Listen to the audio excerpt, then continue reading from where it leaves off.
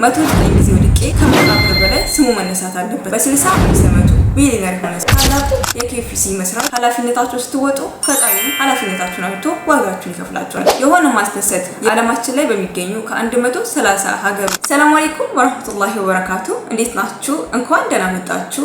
ስሜ ራቢያ ኸይረዲን ይባላል። በዚህ ዩቲዩብ ቻናላችን ላይ የተለያዩ ሀሳቦችን እድሜን እንዲሁም ደግሞ ተስፋ መቁረጥ እንዴት እንደሌለብን እያነሳን ከእናንተ ጋር እንወያያለን ማለት ነው። ከውጪ ደግሞ የእናቶችን የአባቶችን እንዲሁም ከቦታው ሄደን እየቀረጽን ለእናንተ እናካፍላችኋለን።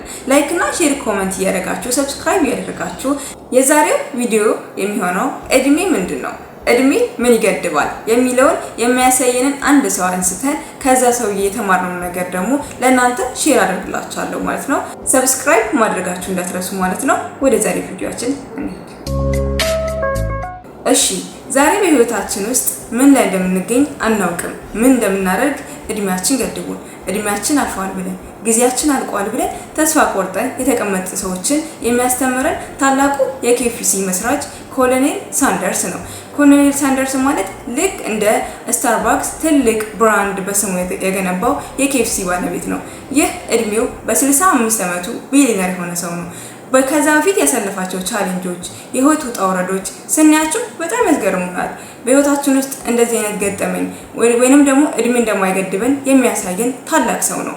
ይህ ሰው ከልጅነቱ ጀምሮ በጣም ድሃና ብዙ ቻሌንጆች አሳልፈዋል። ከነሱ መሃል ደግሞ የሰራቸው ስራዎች ፊርማታ፣ ባቡር ጣቢያ፣ ገንዘብ ሰብሳቢነት፣ ጋዜጠኝነት እነኚህ ሁሉ ሰርቶ እንኳን አንዱ እንኳን አልተሳካለትም። በ40 ዓመቱ ዶሮ ቤት ከፍቶ ነበር፣ ነገር ግን አልሆነለትም። በ55 ዓመቱ እንደ አዲስ ባለው ገንዘብ ጨምሮ ለመስራት የባንክ ቤት ብድር ጠይቆ ነበር። እሱ ውድቅ ሆኖበት አልተሳካለትም።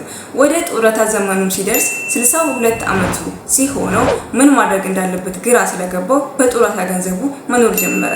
ነገር ግን በህይወት ዘመኑ ያለው እውቀት አንድ ነው፣ የዶሮና የእንቁላል እውቀት። እነኚህ ሁለት ስራዎች ታግሎ ሰርቶ 109 ጊዜ ለሰዎች ሪሰርች አድርጎ ለነሱ ለማስረዳት ሞክሯል።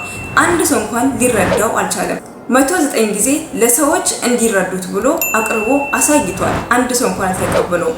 አላቅጦበታል፣ ስቆበታል፣ ተስፋ እንዲቆርጥ ነግሮበታል። አንዳንዶች ደግሞ መክሮታል። ተው በቃ ተቀመጥ፣ የጡረታ ዘመንክ ነው ብሏል። ይህም ሰው በህይወት ዘመኑ ሲናገር እኔ በህይወቴ 109 ጊዜ ወድቄያለሁ። በ65 ዓመቱ ደግሞ እንደ አዲስ ኬኤፍሲ ወይም ደግሞ ባረጀች መኪና የዶሮ ጥብስ እያዞረ በየከተማው መሸጥ ጀመረ። ነገር ግን በ65 ዓመቱ በ110ኛ ጊዜ አንዴ ተሳካለት እና አንድ ሰው ተረከበው። አሁን ላይ ከ130 በላይ ከ130 ሀገሮች በላይ ብራንቹን ከፍቶ የሚገኘው ይህ የኬኤፍሲ ድርጅት ነው። ይህ የኬኤፍሲ ድርጅትን ለመስራት 65 ዓመት በጡረታ ዘመኑ ባረጀች መኪና አሁን ላይ የዓለማችንን ምርጥ ምግብ ተብሎ የሚሸጠው ወይም ደግሞ የዶሮ ጥብስ የሚሸጠው በ65 ዓመቱ ነበር ቢሊየነር ሆኖ ዓለማችን ላይ በጣም ተስፋ ባለመቁረጡ እሱ ስኬታማ ለመሆን ቻሌንጆችን ሁሉ በመጋፈጡ እድሜውን ባለመፍራቱ እድሜ ምንም እንደሆነ በምንም ሰዓት ምንም መስራት እንደምንችል ተስፋ እንዳንቆርጥ ብቻ የኛ ተስፋ አለመቁረጥ እድሜያችን ምንም እንዳልሆነ ውስጣችን ስለሆነ ጥንካሬያችን ያንን ነገር የሚያሳየን ሰው ነው። ዛሬ ከኮሎኔል ሃላንድ ሳንደርስ የምንማረው ነገር እድሜ ማቆም አይደለም። ብዙ ጊዜ መውደቅ መጨረሻ ወይም ደግሞ አበቃለት ማለት አይደለም።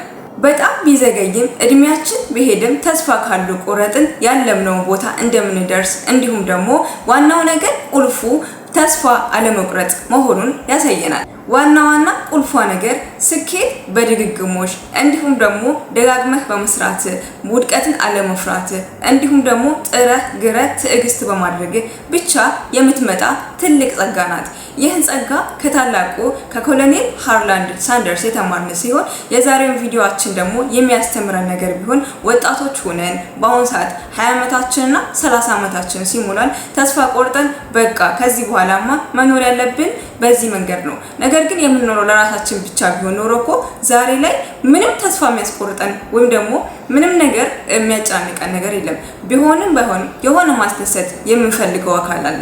ለነዛ ሰው መኖር የምንፈልጋቸው እነዛ ሰዎች ደስተኛ እንዲሆኑ መንፈልጋቸው ሰዎች ስላሉ ነው ዛሬ እንደዚህ ድፍትም አንገታችንን የሚያስደፋን እድሜ ሄደ ሮጠ ጊዜ አለቀ ምንለው እንጂ ለራሳችን ብቻ ቢሆን ኖሮ እኮ ለወዳችን ወይም ደግሞ ለራሳችን ዕውቀት ብቻ ቢሆን ኖሮ ዛሬ ላይ ስኬታማ ከሚሆኑ ሰዎች ማለት አንዶቹን ልናወራ እንችላለን። ነገር ግን የሰው ልጅ ከመቃብር በላይ ስሙ መነሳት አለበት ተብሎ ይታመናል አይደል?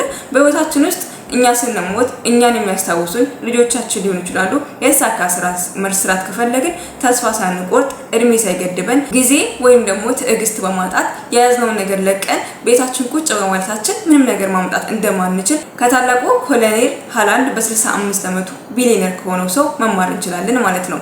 ይህ ሰው በህይወቱ ውስጥ ሲጠየቅ የሚመልሰው አንድ ነገር አለ። 109 ጊዜ ወድቄ በ110ኛው ተሳክቶልኛል። ስለዚህ በህይወታችሁ ውስጥ መቼም ተስፋ አትቁረጡ።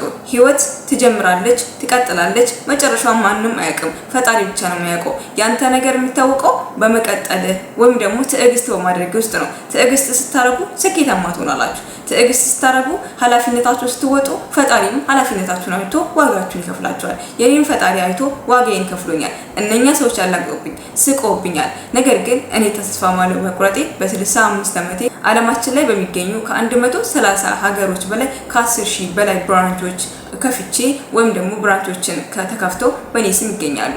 ዛሬ የተማርነው ስለ ኮሎኔል ሃላንድ። ዛሬ በመጨረሻ እኔ እንኳን የምላችሁ አንድ ነገር ነው። በምንም ነገር ውስጥ ሆኑ ምንም ውስጥ ሆኑ አሁንም ህይወታችሁን መቀየር ትችላላችሁ። ከትንሽ መነሳት ትችላላችሁ። ዋናው ነገር የእናንተ ጥንካሬና የእናንተ ትዕግስት ነው። ከዛሬው ቪዲዮ ምን ተማራችሁ? ላይክ እና ሼር፣ ኮሜንት፣ ሰብስክራይብ ማድረጋችሁ እንዳትረሱ። ወሰላሙ አለይኩም ወራህመቱላሂ ወበረካቱ። በቀጣይ ቪዲዮ እስከመጣላችሁ ድረስ ሰብስክራይብ ማድረጋችሁን እንዳትረሱ። ወዳችኋለሁ። ሰላም አለይኩም።